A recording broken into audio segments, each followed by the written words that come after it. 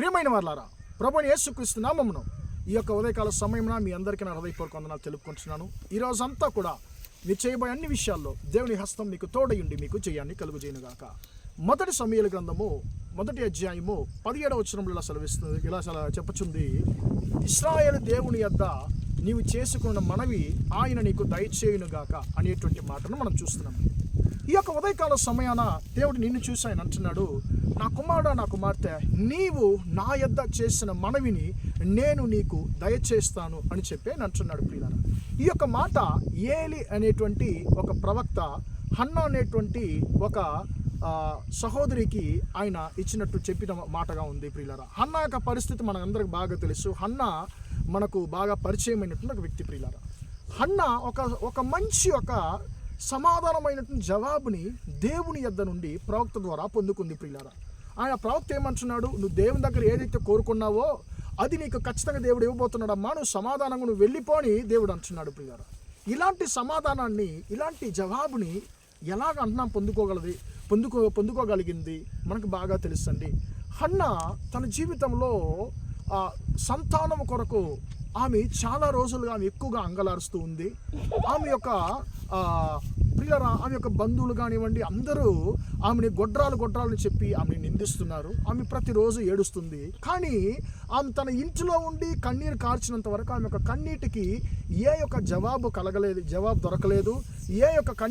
ఆమె కన్నీటికి ఏ యొక్క అంతము రాలేదు. ప్రియులారా, కానీ ఒకరోజు అన్న నిర్ణయం చేసుకుంది, నేను ఇలాగా నా ఇంట్లో కూర్చొని నేను వ్యర్థంగా నాకై నేను ఏడిస్తే నా కన్నీరు మారదు, నా పరిస్థితి మారదు. కాబట్టి నా కన్నీరు నేను ఎక్కడికి వెళ్ళి కన్నీరు కారిస్తే నా యొక్క పరిస్థితి మారుతుందో నేను అక్కడికి వెళ్ళాలి అని చెప్పి హన్నా నిర్ణయం తీసుకుంది. ప్రియులారా, దేవుని యొక్క సన్నిధికి వచ్చింది.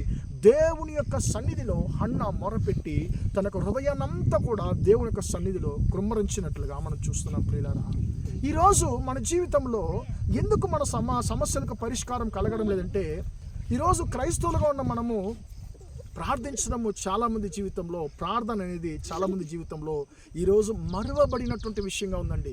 చర్చికి వెళ్తాము, వాక్యాలు వింటాము, వాక్యాలు ఏదో 1-2 చదువుతాం, కానీ ప్రార్థన మన జీవితంలో ఉందా అంటే చాలామంది క్రైస్తవుల యొక్క జీవితంలో మీరు చూశారంటే ప్రియులారా, ప్రార్థన చేయడానికి సమయం లేదు. ప్రార్థన చేయడానికి నాకు సమయం లేదు, నేను ప్రార్థన చేయడానికి నేను మోకరిస్తేనే నాకు నిద్ర వచ్చేస్తుంది, నాకు ఎక్కువ మత్తైపోతుంది, నేను చేయలేకపోతున్నానని చెప్పి చాలా సాడీలు చెప్పడము ఈరోజు చాలా సరదాగా అయిపోయిందండి. కానీ మనము టీవీలు చూడడము, మనుషులతో మాట్లాడడము, వేరే పనులు చేయడానికి మనకు చాలా ఆసక్తి ఉంది.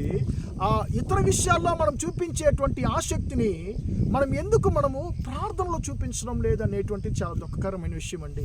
కానీ హన్నా ఎప్పుడైతే దేవుని యొక్క సన్నిధికి వెళ్ళి తన హృదయాన్ని కృమ్మరించిందో అప్పుడు ఆమెకి వెంటనే దేవుని ద్వారా సమాధానము ఆమెకి లభించింది. అమ్మా, నువ్వు దేవుని యొక్క సన్నిధిలోని యొక్క హృదయాన్ని కృమ్మరించావు కాబట్టి నువ్వు దేవుని యొద్ద చేసినటువంటి మనవి ఆయన నీకు దయచేస్తాడని చెప్పి దేవుడు వెంటనే ఆమెకి సమాధానాన్ని ఇచ్చాడు.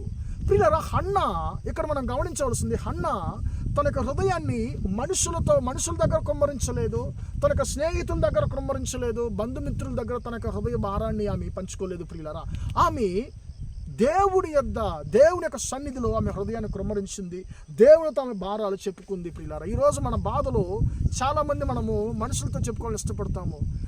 నన్ను ఆదరించేవారు ఎవరు లేరండి, అందుకే మీ దగ్గర చెప్పుకుంటున్నాను నా మనసులో ఉండే బాధలు అని చెప్పి మనుషులతో చెప్పినప్పుడు మనుషులు వింటారండి. కానీ మనుషులు బయటికి వెళ్ళి మన బాధలను చెప్పి మనం హేళన చేస్తారు. అది మనిషి యొక్క స్వభావము. మనుషులతో మన బాధలు పంచుకున్నప్పుడు మనకి ఏ లాభం ఉండదండి. కానీ దేవుని యొక్క సన్నిధిలో వచ్చి మనం ఎప్పుడైతే మన హృదయాన్ని మనం కృమ్మరిస్తామో అప్పుడు ఖచ్చితంగా దానికి ఫలితం ఉంటుంది. కాబట్టి ప్రియులారా, మన హృదయం మనము దేవుని యొక్క సన్నిధిలో కృమ్మరించడం నేర్చుకుందాము. ప్రియులారా, మనకు దేవునితో మాట్లాడేటువంటి ఒక అనుభవం ఉంటే ఖచ్చితంగా దేవుడు మనకు సమాధానము దయచేయగలడు. ఎందుకంటే మన దేవుడు మాట్లాడే దేవుడు. ప్రియులారా, ఆమె ప్రార్థించి దేవుడి యొక్క సన్నిధి నుంచి వెళ్ళిన తర్వాత ఆమె దుఃఖముఖురాలుగా ఉండలేదు అనేటువంటి వచనం కూడా మా యొక్క 1 సమూయేలు 1వ అధ్యాయంలో మనం చూడగలమండి. ప్రియులారా, ఆమె ఒక కుమారుని కొరకు దేవునికి మొరపెట్టింది. కానీ ఒక బిడ్డను కాదు, అనేక బిడ్డలను ఆమెకి దయచేసి దేవుడు ఆమెను ఆశీర్వదించినట్లుగా చూస్తున్నాం. కాబట్టి దేవుని బిడ్డ, నీ జీవితంలో నువ్వు ఏ మనవైతే దేవుని దగ్గర నువ్వు చేస్తున్నావో ఆ మనవిని దేవుడు ఈ ఉదయకాల సమయాన నీకు నేను దయచేయబోతున్నానని చెప్పి ఆయన నీతో వాగ్దానం చేస్తున్నాడు. ప్రార్థన చేద్దామా? ప్రేమగల మా తండ్రి, దయగల దేవా, ఇంతవరకు ఈ మాటలు విన్న మీ బిడ్డలు మీరు దీవించండి, ఆశీర్వదించండి తండ్రి.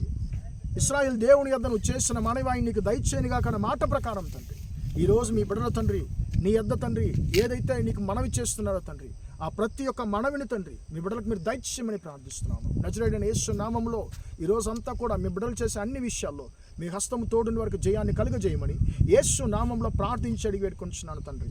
ఆమేన్, ఆమేన్. ప్రియులారా, దేవుడు మిమ్మల్ని దీవించి ఆశీర్వదించును గాక. Praise the Lord, praise the lord.